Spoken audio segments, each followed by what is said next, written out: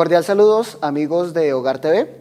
Hoy es la oportunidad para hablar de los derechos que tiene esa mujer víctima de violencia intrafamiliar, o por qué no ese hombre víctima de violencia intrafamiliar dentro específicamente del matrimonio. La legislación colombiana, más precisamente el artículo 113 del Código Civil, establece que en Colombia pueden contraer matrimonio un hombre, una mujer o de manera general las parejas del mismo sexo. Esto es, dos personas pueden llegar a celebrar este vínculo y a raíz de lo que nos establece la Constitución se consagraría este contrato. Pero como cualquier situación que puede generarse para el ser humano, puede llegar a generar una ruptura, y esa ruptura principalmente está conocida de una manera muy expresa como el divorcio. Hoy, nuestro Código Civil en el artículo 154 me dice, mire, si tomo el caso de una mujer que ha sido víctima de violencia intrafamiliar, por ejemplo, la legislación colombiana le dice, usted puede encontrarse en una causal donde puede reclamar producto de lo que se conoce como un ultraje, un maltratamiento de obra o un trato cruel. Esto es, si la pareja utiliza groserías, vituperios, si la pareja golpea, si la pareja minimiza la dignidad humana que puede tener una persona, eventualmente dentro del matrimonio, pues se opta por la posibilidad de que esa persona afectada, es decir, ese cónyuge, ese esposo o esa esposa, tenga la posibilidad de demandar ante un juez de familia e invocar la causal. La norma me dice, si mi pareja ha incurrido en una relación sexual extramatrimonial, pensemos en que después de 5 años voy yo y le reviso los documentos a mi pareja y veo un registro civil de nacimiento donde hay un reconocimiento de un hijo.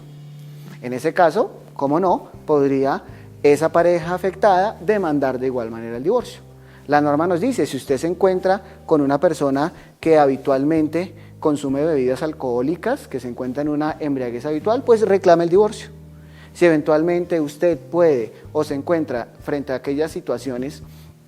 en las que la pareja consume sustancias estupefacientes, salvo que sea por una prescripción médica, por alguna patología o alguna enfermedad que lo necesite, pues la persona tiene la posibilidad de reclamar judicialmente el divorcio.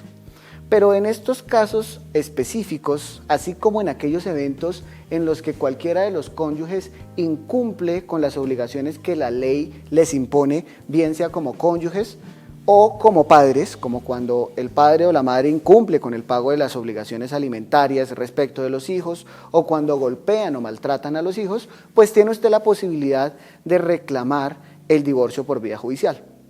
Pero uno de los aspectos que viene presentando la legislación colombiana es que si se cumplen algunos parámetros y algunos tiempos, la ley le dice, usted también puede reclamar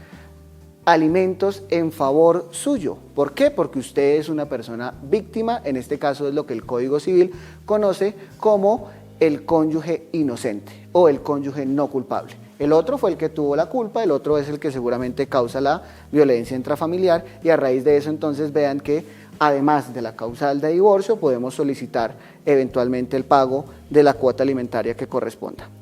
Pero el punto esencial que corresponde a esta charla está en determinar, ¿puedo reclamar algún otro derecho adicional? Y la respuesta es sí. No lo hace el Código Civil de una manera muy precisa, tampoco lo hacen las normas procesales, pero lo cierto es que todo aquel que causa un daño está en la obligación de repararlo. Pensemos, una mujer es víctima de violencia intrafamiliar por parte de su pareja a raíz de una violencia económica. Entonces, cuando el hombre tiene ese control en la parte patrimonial de la familia, y entonces le dice a la mujer que no le da para los alimentos, que no le cubre las necesidades, que en palabras normales la pone a aguantar hambre, pues podría eventualmente verse ajustado en el incumplimiento de los deberes que la ley le impone como cónyuge. Y en ese orden entonces la mujer, en nuestro ejemplo, tiene la posibilidad de reclamar el divorcio, de pedir unos alimentos, pero adicionalmente esta persona ha sufrido un daño de naturaleza psicológica. Y ese daño de naturaleza psicológica podrá ser demandado también ante el juez respectivo a efectos de que se reconozca un monto en la sentencia. Esa ha sido una de las grandes situaciones, debido a que la Corte Constitucional, en un caso de gran importancia, se pronunció en el año 2020 a través de la sentencia SU 080. ¿Qué nos dice la Corte Constitucional en términos generales? Me dice, mire, toda persona tiene derecho a una reparación integral. Y reparación integral en términos generales me dice, si yo, ama de casa, sufro eventualmente ese daño, si mi pareja me ha vulnerado mi calidad de ser mujer, si ha minimizado mi condición de ser mujer,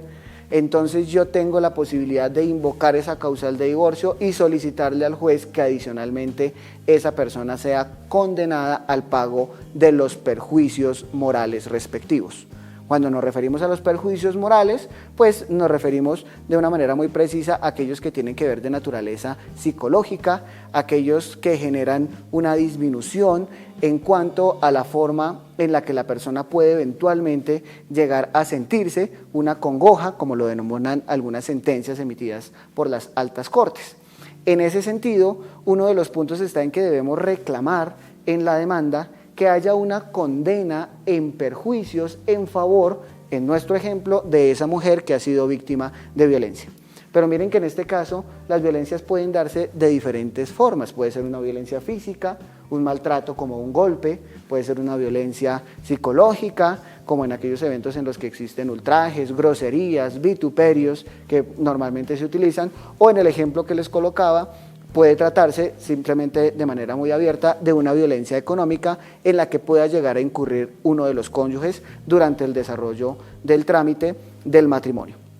Es una unión de una pareja, pero eso no impide que esa persona afectada pueda reclamar ese daño que se le ha ocasionado. Una de las discusiones que existen y que obviamente quedan bajo el concepto del arbitrio es que el juez determine cuál es el monto por el cual me deberían indemnizar.